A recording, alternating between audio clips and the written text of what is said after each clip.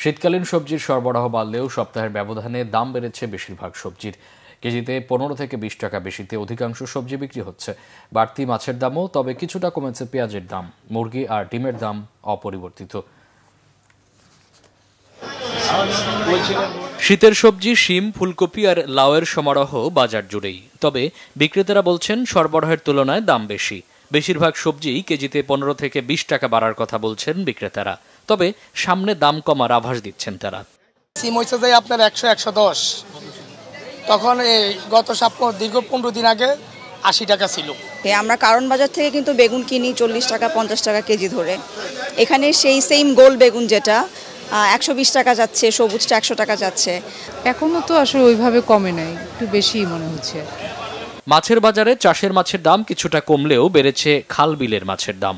কেজিতে 20 থেকে 30 টাকা বাড়ার কথা বলছেন বিক্রেতারা। গ্যাসের সপ্তাহে আমরা 1050 কিনে আনছি, 1100 বিক্রি করে ফেলাইছি। আজকে যেরকম আরো 20-30 টাকা বেশি আনতে হয়েছে, ওই বিক্রি মনে করেন 20-30 টাকা বেশি করতে হইতেছে। আর একটু কম হলে ভালো হতো, আমরা তো কিনে আসলে আমাদের অন্যদের একটু সমস্যাই হবে। মুরগির বাজার নিম্নমুখী। কেজিতে 10 টাকা কমে ব্রয়লার 170 টাকা এবং কেজিতে 20 টাকা কমে সোনালী মুরগি বিক্রি হচ্ছে 280 টাকায়। কমেছে ডিমের দামও। ব্রয়লার কেজিতে 10 টাকা কমছে, সোনালী কেজিতে 20 টাকা কমছে।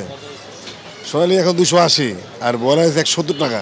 10 টাকা কমছে, তো আরো কমা উচিত। 1.5 মাস আগে তো ছিল 150 টাকার মতো, 150-60। গত সপ্তাহে ডিম ডজন ছিল, লাল ডিম 135 টাকা, 130 টাকা চলতেছে। সাদা ডিম 125 টাকা, ডজনে 5 টাকা কম। বাড়তে থাকা পেঁয়াজের দাম কমে বিক্রি হচ্ছে 110 টাকা কেজি। তেল, ডাল সহ বেশিরভাগ মুদি পণ্যের দামই রয়েছে অপরিবর্তিত। মামুন আব্দুল্লাহ, বাংলা ভিশন, ঢাকা।